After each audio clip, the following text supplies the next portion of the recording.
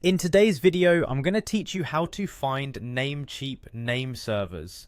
Whether you're managing your domain settings or just curious about how it all works, this guide will walk you through everything you need to know. Let's get started. First things first, open your web browser and head over to namecheap.com. Once you're there, you'll need to log in using your credentials. Make sure you have your username and password handy. If you're not already a Namecheap user, you'll need to create an account, which is straightforward and can be done by following the prompts on their site. After logging in, take a look at the upper left corner of your screen.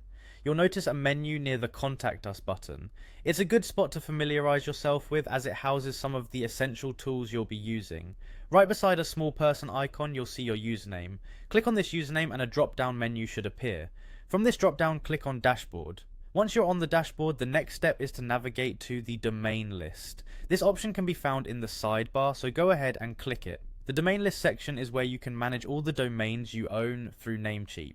Find the domain whose name servers you want to check or modify and click the Manage button next to it.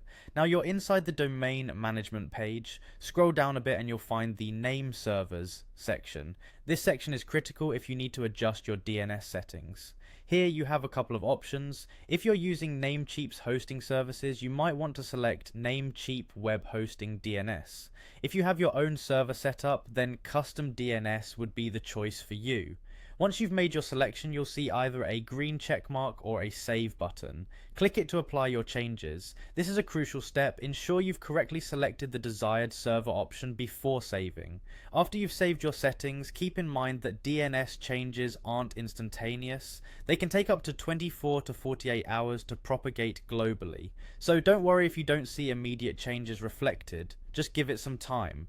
And there you have it, a simple, straightforward way to locate and adjust your Namecheap name servers. This should help you efficiently manage your domain's DNS settings.